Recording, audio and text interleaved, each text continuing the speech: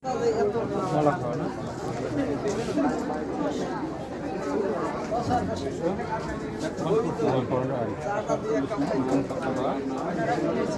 নতুন পাতা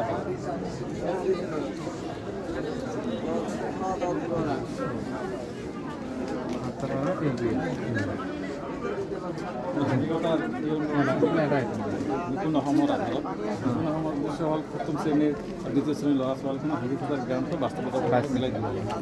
প্ৰথমতে আমি যুৱ ধাৰণাটো মানে প্ৰথম শ্ৰেণীৰ পাৰ্ট 4 একৰ পৰা 9 ধাৰণাটো দিওঁ।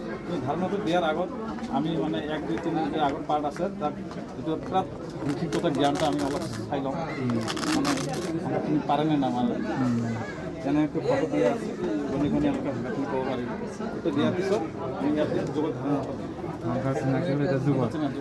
দিম। প্ৰথমতে শ্ৰেণীৰ সকলোখিনি বাচ্চা সমান নহয়, কিছুমান ভাল থাকে কিছুমান দুৰ্বল থাকে।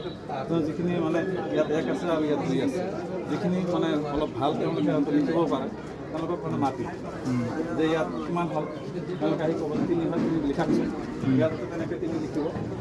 সেইটো যদি ভুল কৰে বেলেগ এজনক মাতিম, মানে এইটো আমাৰ কৰি দিয়া যাব। মনে হলাৰ পৰা দেখুৱাব পাৰি। তাৰপিছত আৰু কোনোবাই যদি এইটো বুজিও নাপায় এইটো মণি হলদি গণিব পাৰিব এটা আছে আৰু ইয়াত 2টা দিম। এইটো আৰু স্পেচিয়েলি হৈছে যিখিনি আপোনাৰ কম দৃষ্টিসম্পন্ন ল'ৰা ছোৱালী আছে মানে ভালকৈ দেখিব নোৱাৰে, তেওঁলোকে কি কৰিব এটা এটাকৈ চুই চুই মানে এটা দিয়া হ'ল আৰু 2টা দিয়া হ'ল তেওঁলোকে চুই চুই মানে এইটো ফলটো ক'ব পাৰে কিমান 3 হ'ল। আৰু কিছুমান আৰু দুৰ্বল যদি ল'ৰা ছোৱালী আছে তেওঁলোকক মাতিম, তেওঁলোকে যে আঙুলি চাই চাই আঙুলি দি এনেকৈ আছে এনেকৈ আছে এটা এটা দিব এটা দিয়া হ'ল আৰু এইফালে 2টা দিয়া হ'ল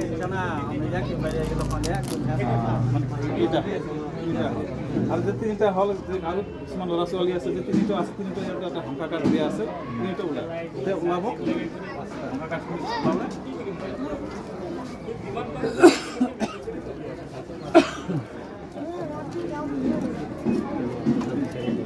তিনি সংখ্যাটো বিচাৰিব।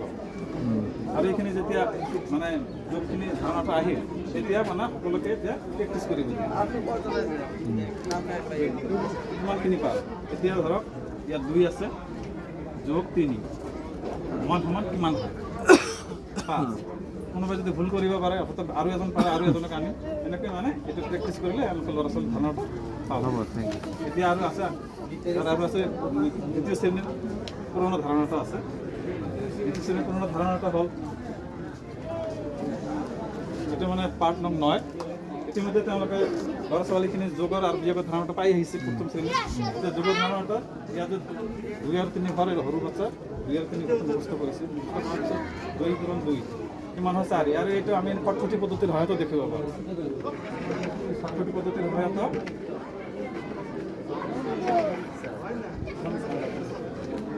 ইয়াত আছে মানে 2টা আছে, এটা আমি আনুভূমিকভাৱে দিম আৰু কি মানে গুণফল কৰিব লাগে এটা আমি উলম্বভাৱে দিম। দিয়াৰ পিছত কিমান কাটাকাটি হৈছে 1, 2, 3, 4টা মানে ইয়াত উত্তৰ কিমান হ'ল 4 হ'ল। আৰু এইফালে এটা ধুনীয়া হৈছে আৰু এইটো আৰু 2 আৰু 2 মানে কিমান হ'ল কিছুমান বংশে ক'ব পাৰিব, এটা আমি ভিজুৱেল কৰি ৰাখিছোঁ। আৰু এটা হ'ল 2 আৰু 2 যে 4 হয় এইটো মানে বাৰে বাৰে যোগ কৰিলে যে এইটো পূৰণ পোৱা যায় এই ধাৰণাটো দিছোঁ। বাৰে বাৰে যোগ কৰিলে বাৰে বাৰে যোগটো পূৰণ হয়। আৰু আমি তেনেকৈ এইটো ছাৰ পুৰণৰ যিটো লিখনটো প্ৰেক্টিচ কৰিব যিহেতু আমাৰ মানে 4টা ব্লক আছে ব্লকটো মানে আমাক কৰিব লাগে 2 পূৰণ 2 গুণফল কিমান হ'ল 4 আৰু বেলেগ এজনক দিয়া হ'ল 2 পূৰণ কিমান হ'ল 6 এনেকৈ তেওঁলোকে মানে প্ৰেক্টিচ কৰিলে। থেংক ইউ ধুনীয়া হৈছে এক্সেলেণ্ট।